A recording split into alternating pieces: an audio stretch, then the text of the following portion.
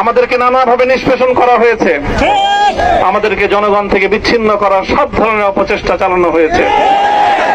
আমি আজ এই মুহূর্তে আমার এই মুক্তি উপলক্ষে আমি বলতে চাই, আমাদের উপর জুলুম করা হয়েছে, এটাকে আমরা সহ্য করে নিলাম। আমাদের ভাইদেরকে হত্যা করা হয়েছে, সেটাও সহ্য করে নিলাম।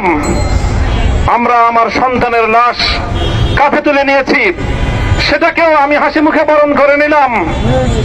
আমাদেরকে অপমান এবং লাঞ্ছনার সব ধরনের ষড়যন্ত্রের সম্মুখীন হতে হয়েছে, সেটাও আমরা হাসি মুখে বরণ করে নিয়েছি। কিন্তু আল্লাহর জমিনে আল্লাহ এবং তার রাসূলের কোন সম্মান এক মুহূর্তের জন্য আমরা বরদাস্ত করে নেব। আমরা আমাদের সর্বোচ্চ ত্যাগ এবং কোরবানি স্বীকার করতে প্রস্তুত রয়েছি, জীবন দিতে প্রস্তুত রয়েছি।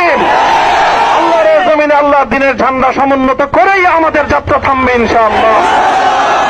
হয়তো শাহাদাত, নয়তো খেলাফত ইনশাআল্লাহ।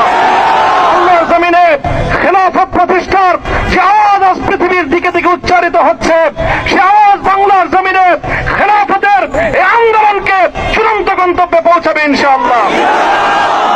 আমি বাংলাদেশের আলেম সমাজ, হেফাজতে ইসলাম বাংলাদেশ সহ বাংলাদেশ খেলাফত মজলিস সহ সকল ভ্রাতৃপ্রতিম সংগঠন, সকল ধর্মপ্রাণ ইসলামপন্থী বিভিন্ন ছোটখাটো মতবিরোধ, মত পার্থক্যের ঊর্ধ্বে উঠে যারা এলাহে কালেমাতুল্লাহর এই এক বাণীতে বিশ্বাসী, আল্লাহর জমিনে আল্লাহর দ্বীন কায়েম